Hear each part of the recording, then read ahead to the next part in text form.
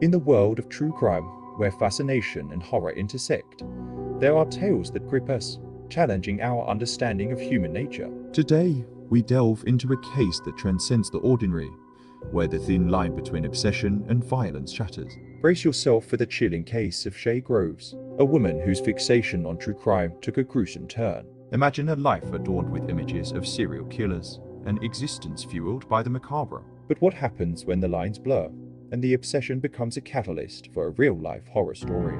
Join us on a journey into the darkness, where Shaye Groves' infatuation with true crime takes a sinister twist. This is a story that will haunt your thoughts long after the last revelation. But before we dive in, if you appreciate thought-provoking content, please subscribe to my channel. We bring the most gripping crime stories to life, breaking them down especially for you. So, let's get back to the video. In the quiet neighborhood of Botley Drive, Lee Park, a chilling tale unfolded, leaving the community in shock and disbelief. This is the story of Shaye Groves, a self-proclaimed dark and twisted individual whose life took a sinister turn, leading to a brutal murder on July 17, 2022. Shaye Groves, a 27-year-old woman with a penchant for the macabre, resided in an end-of-terrace house. Her life was marked by isolation. She rarely left her home and lived with a housemate.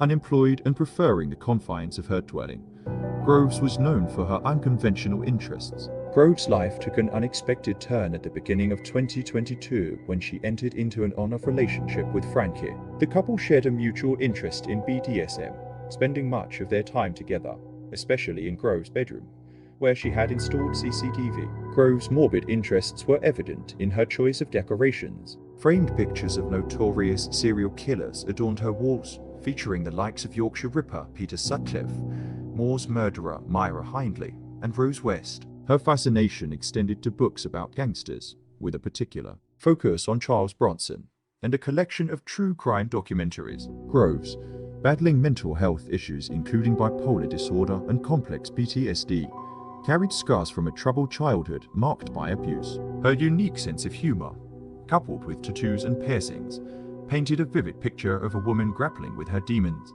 Presenting herself as a joyful mother, Shaye often shared glimpses of her life, capturing moments of quality time with her daughter. Whether embarking on adventures or enjoying cozy afternoons baking in the kitchen, their bond seemed healthy and happy.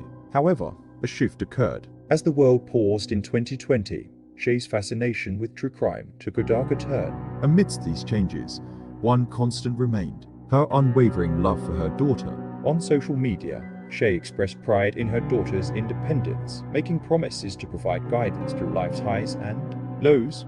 Shaye and her daughter resided with her close friend Lauren White and Lauren's young daughter on Botley Drive in the village of Botley, Hampshire. A childhood friend who preferred to remain anonymous revealed early signs of Groves' peculiar behavior. Dubbed Chucky after the murderous doll, Groves was always considered quite strange and stood out from the crowd even in her youth. As the years passed, Groves withdrew from socializing, spending more time with her friend Lauren White and Vicky Beta. Described as manipulative, Groves exerted influence over White, who became her loyal companion, doing whatever Groves wanted. Witnesses recall a stark transformation in Groves' appearance and behavior. Once a content and loving mother, she evolved into a figure bloated with tattoos and piercings, with a seemingly permanent leering smirk in police photos. In the lead-up to the gruesome murder, Groves' obsession with true crime escalated. Her house, shared with her young daughter, became a shrine to infamous murderers. Groves played with Celtic daggers and collected serial killer memorabilia, including mugs, all while her daughter played innocently with dolls. Shaye Groves' morbid fascination with true crime seamlessly intertwined with her sexual proclivities, particularly in the realm of heavy BDSM. The meeting point of these obsessions occurred in January 2022, when she crossed paths with 25-year-old Frankie Fitzgerald at a local pub. Little did they know, this encounter would propel them into a tumultuous relationship marked by violent possessiveness. Frankie Fitzgerald, a 25-year-old resident of Portsmouth, was known for his kind and loving nature, adorned with a great sense of humor. His ability to diffuse tension with well-timed jokes became legendary among family and friends, making him an individual nearly impossible to argue with. However, the dynamics of his relationship with Shaye were far from easy. Dating on and off for 6 months, Their passionate exploration of unconventional sexual preferences became a significant tether that kept them entwined. Their shared interest in kink, including bondage, domination, submission, masochism, and even knife play, added an intense and unpredictable dimension to their bond. This darker side of Frankie, concealed from many, drew him into Shaye's orbit. As their shared tastes ventured into more extreme territories, the fine line between pleasure and peril became fatally blurred. It was an ordinary day, the calm before a storm that would shatter the tranquility of a quiet community, Shaye Groves, already entangled in a complex web of relationships, stumbles upon disturbing Facebook messages, allegedly involving a 13-year-old. This discovery becomes the catalyst, the spark that sets in motion a tragic chain of events. In the grip of jealousy, Groves, a 27-year-old mother of one, snaps as she sifts through the phone of her 25-year-old lover, Frankie Fitzgerald. Armed with a Celtic-themed dagger, supposedly bought for pagan rituals, she approaches him while he sleeps, putting the blade to his throat and abruptly waking him. That fateful night, in a twisted act of revenge, she uses the Celtic ritual dagger to slit her lover's throat and mercilessly stabs his chest 17 times. Groves, surrounded by framed portraits of notorious figures like Myra Hindley and Jeffrey Dahmer, as well as horror-themed knives, taps into her extensive knowledge of true crime documentaries to concoct a false alibi. Shaye sent a text to her close friend Vicky, announcing the official end of her relationship with Frankie. She claimed that after the breakup, Frankie stormed out of the home, convinced that it was the definitive end between them. Shortly after dispatching the text, Shaye initiated a FaceTime call with Vicky. Despite the recent breakup, Shaye initially appeared in good spirits, engaging in light-hearted banter. However, an abrupt shift in energy occurred. Shaye, seemingly out of nowhere, disclosed to Vicky that she had something significant to show her, but insisted on Vicky's promise to keep it confidential. After some negotiation, Vicky reluctantly agreed. It was then that Shaye turned the phone around, directing it towards the lifeless body of Frankie Fitzgerald. His motionless form lay atop several trash bags, shrouded by a duvet, revealing numerous stab wounds, too many for Vicky to count. Shaye deliberately positioned her phone to unveil a severe gash on Frankie's throat. Shaye narrated to Vicky that a heated argument erupted the previous night over one of her ex-partners, leading to them going to bed angry. During the night, Shaye woke up, delving into Frankie's phone, discovering what she believed were inappropriate messages between him and a presumed 13-year-old girl. Claiming that this revelation pushed her over the edge,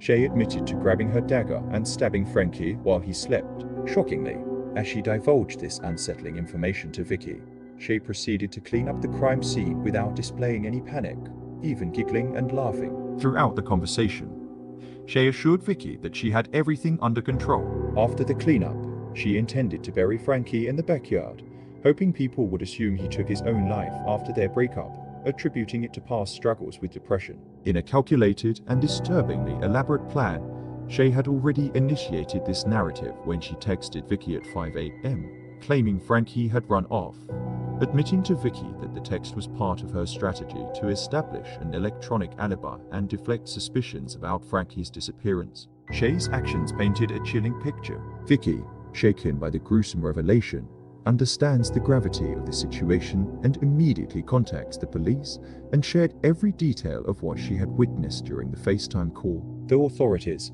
arriving around 8 a.m., detect the strong scent of bleach emanating from inside the house. After knocking, Groves, donned in a pink robe, opens the door, oblivious to the impending consequences of her meticulously crafted and unsettling scheme. No, don't close the door. What's going on? What's going on? With what? You Shaye? I am Shaye. Right. I've had some kind of strange, interesting call about somebody having had their throat slit. Okay. So what's going on here? No, that's a dog, is it? my dog's, yeah. Hello. You're under arrest on suspicion of murder. You do not have to say anything, but it may harm your defence if you do not mention when questioned something which you later rely on in court. Anything you do say may be given evidence. The necessity for your arrest is for a prompt and effective investigation. As the narrative of Frankie Fitzgerald's untimely demise unfolded, the gruesome details began to surface. A post-mortem examination painted a harrowing picture, revealing the brutality inflicted upon him. A staggering 17 stab wounds to the chest, 2 more in other chest areas, and 3 to his neck. It was a senseless and brutal act of violence that left authorities in shock and disbelief. Following the discovery of Frankie's lifeless body, both Shaye and her roommate Lauren were taken into custody on suspicion of murder due to their shared residence. However, as the investigation progressed, the evidence against Lauren appeared flimsy, leading to her being charged only with failing to provide the police with her cell phone password, a charge later dismissed. In contrast, Shaye faced the full force of the law, officially charged with murder on July 20, 2022, and eventually going on trial in January 2023. During the court proceedings, the prosecution asserted that Shaye's obsession with the true crime genre had equipped her with a disturbing expertise in crime scene management knowledge on cleaning up a crime scene, disposing of evidence, and fabricating a deceptive alibi. The prosecutor painted a vivid image of a possessive girlfriend who, fueled by allegations of cheating, cold-bloodedly killed her boyfriend. Shaye's lack of remorse was underscored by her actions, including video calling her friend just hours after the murder and sending manipulated videos to create a false narrative. Revelations emerged that Shaye had set up a video camera in her bedroom, editing clips of her sexual encounters with Frankie to portray him as the aggressor. A chilling display of manipulation. Vicky, a key witness, testified that Shaye had employed similar tactics in past relationships, gathering ammunition for future blackmail. Phone analysis revealed Shaye's calculated moves, sending messages to another man while Frankie's lifeless body lay upstairs, crafting an alibi and deflecting suspicion. As the prosecution presented a compelling case, Shaye Groves had the opportunity to defend herself. Her narrative took a surprising turn. She claimed to have lost control upon discovering Frankie's alleged communication with a 13-year-old girl on social media. Enraged, she confronted him, leading to a confrontation where she feared for her life. According to Shaye, the fatal act was an impulsive response to a perceived threat, a moment that forever altered the course of this chilling tale. In her court testimony, Shaye Groves shed light on the tumultuous relationship with Frankie, emphasizing instances of violence during their intimate encounters. She presented text messages portraying Frankie's threats, including one of hanging her if he suspected infidelity. When questioned about her provocative room decorations, she asserted they were merely chosen for their shock value, sourced from an Etsy artist, and were artistic representations, not actual photos of serial killers. Shaye, describing herself as a pagan, clarified that the dagger used in the stabbing held spiritual significance for her rituals, deepening her connections. The Crown, however, contested the notion of non-consensual encounters, asserting that evidence indicated consensual activities. Regarding the statement about the 13-year-old girl, the prosecution established her age as 17, refuting any involvement from Frankie, who had blocked her. During closing arguments, the prosecution contended that the evidence overwhelmingly pointed to Shaye's guilt. They painted a picture of a meticulously planned and executed crime, revealing a shocking disregard for human life.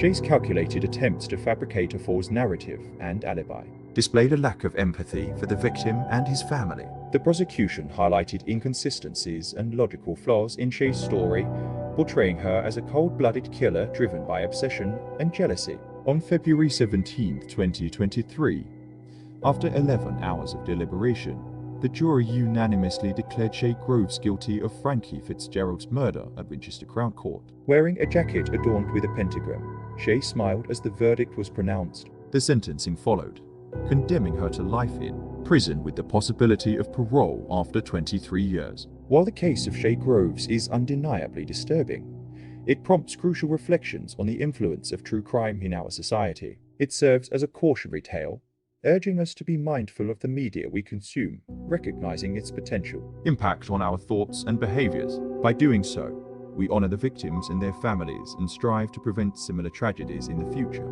Thank you for watching. If you found this exploration into true crime intriguing and thought-provoking, please subscribe to our channel and hit that like button. Your support fuels our passion to bring you more compelling content like this. But the journey doesn't end here. Brace yourself for another riveting narrative, The Jennifer Pan Case, a chilling saga of deception, armed intruders, and a daughter's calculated plot.